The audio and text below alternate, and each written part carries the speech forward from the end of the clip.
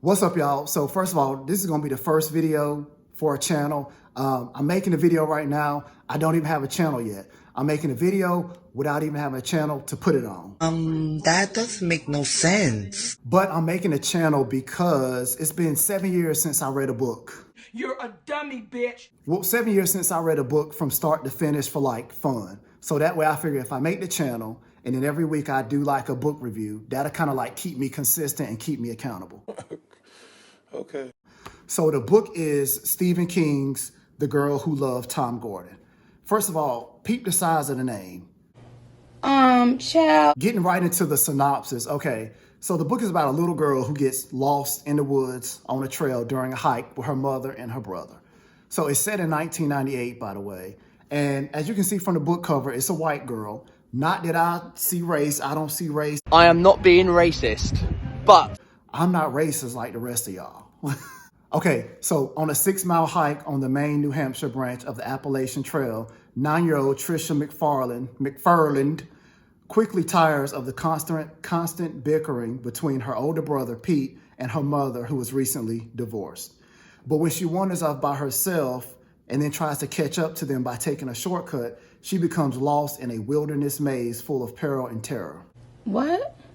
So just a backstory as to why the brother Pete and her mother are arguing. It's not nothing new. It's not because nothing happened. They've been arguing since the divorce because Pete is like a teenager. I think he's like 12. You know how teenagers are. And they had to move with their mother who lives in a different town or move to a different town than their father. So they had to change schools. And at the new school, Pete is not popular. He don't have any friends and they make fun of him.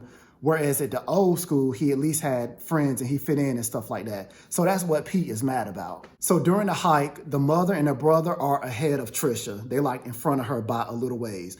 And they sitting there arguing. They're not paying attention to her. She's like trying to talk to them and they like ignoring her because they don't even hear her because they're too busy arguing.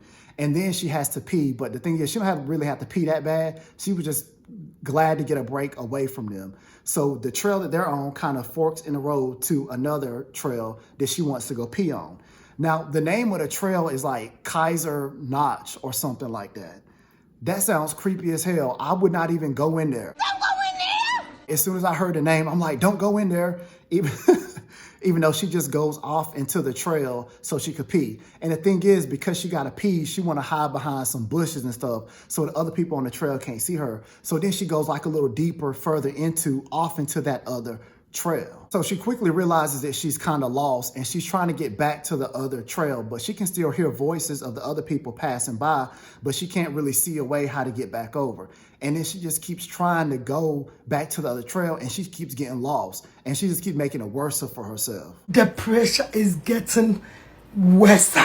She sees another side that she has to kind of cross over to, but she can't because there's big fallen trees in the way.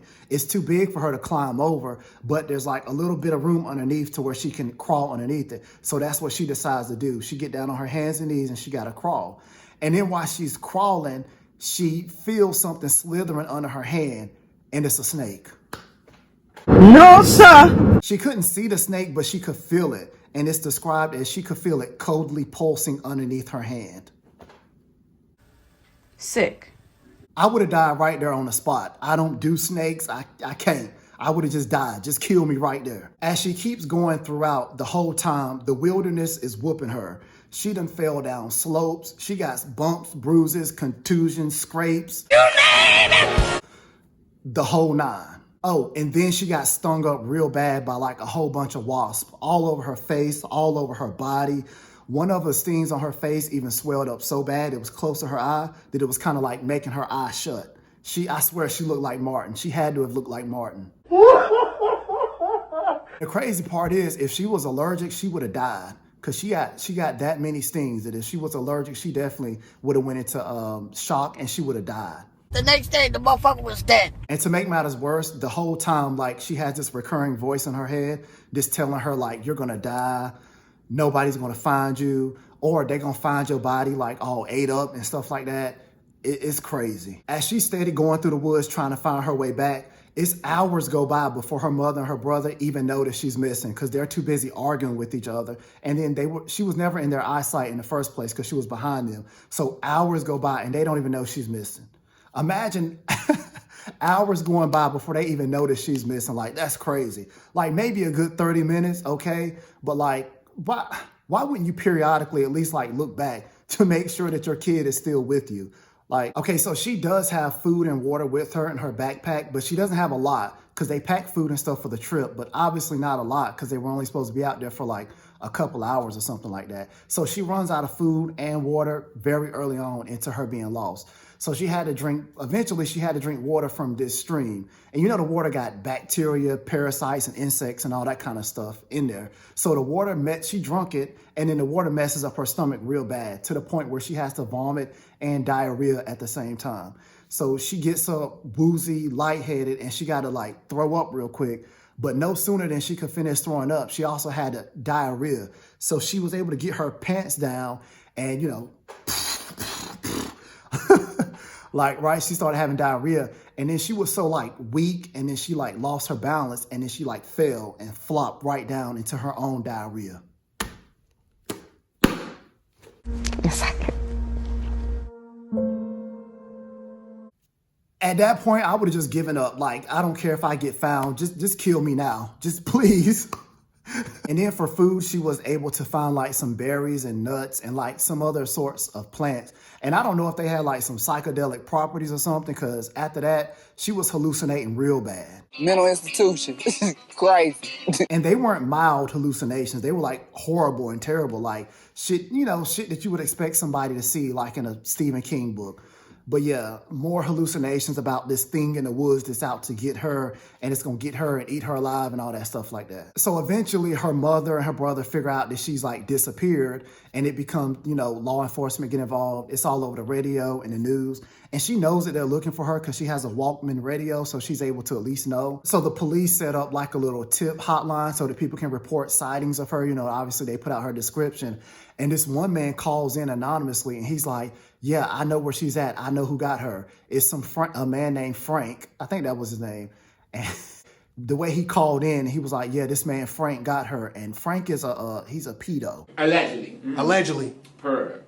Right. And so he was like, yeah, he probably got her. He snatched her up. And he said some other stuff that I'm not going to repeat. And so the whole time, obviously Frank didn't snatch her up. She just lost in the woods. But so police are out looking for Frank. And it's a good thing the man did call in, because apparently Frank has some warrants out in another town or county, you know, for doing the stuff that he does. Allegedly. So they like extradited him or whatever. But the bad part was kind of like they were out looking for Frank, who obviously didn't have her, and kind of like taking time and energy away from looking in the woods. And they sent out search parties and stuff, but at this time, she's so far gone from the spots that they're even looking. Like, she had them wandered so far down that the places they were looking, they weren't going to find her anyway. Oh, and get this. So when they find out she's missing, her mother and brother at the hotel, some motel, and of course they call her father so that he can come. The mother's hysterical. Everybody's freaking out. Everybody's sad, right? And you know, the parents are recently divorced, and they were bitterly divorced. They were like talking shit about each other. They did not like each other. But anyway, so the father is there with her in the motel room, kind of comforting her. It's not funny. And, you know, she's all emotionally vulnerable.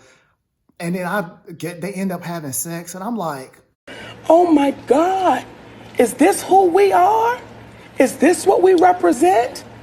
how can y'all think about sex at a time like this when y'all daughter is out there in the woods getting ate up by the mosquitoes and the wasp and all this kind of stuff? So coming towards the end, it's important to know that the whole time that she's convinced that this thing is out in the woods and it's following her and it's hunting her, tracking her down, ready to eat her. So come to find out, it was a bear. It was just a bear. But I mean, not just a bear. It's still crazy, right? So in the end, she finds this like old kind of road. It's not even like a paved road. It's kind of like a grassy dirt kind of road. And the bear comes out of the woods and is having like a standoff with her. And she doesn't run. She's just having a standoff with it. And there's this man, the only other person on the road with like in miles. He comes and he's watching like the whole thing for a couple of seconds.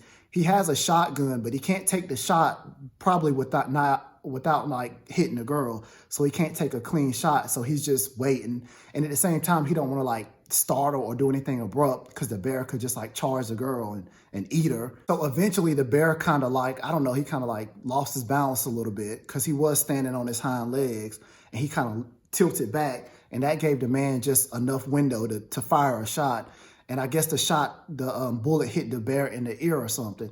And she had her Walkman radio in her hand, getting ready. She doesn't know the dude is behind her the whole time. And so her plan is, I guess she's gonna take this Walkman radio and just kind of like throw it like a baseball and hit the bear and make it go away or whatever. And that's what she eventually does, like seconds after the dude fires and shoots at the bear. And so the bear gets shot in the ear, gets hit in the head with the little Walkman radio, and then it runs off into the woods. And then the dude, he realizes the girl from her description that she's a missing girl. And so he takes her, and then she goes to the hospital, reunites with her family, and blah, blah, blah. So yeah, for the first book that I read in 7 years, this was a good book. I'm probably gonna pick up some more of Stephen King's books. And yeah, I liked the book. It was crazy, some crazy parts in there. But yeah, that's it. That's the review. We ran them digits, we ran up the money. We ran them digits, we ran up the money. We ran them digits, we ran up that money.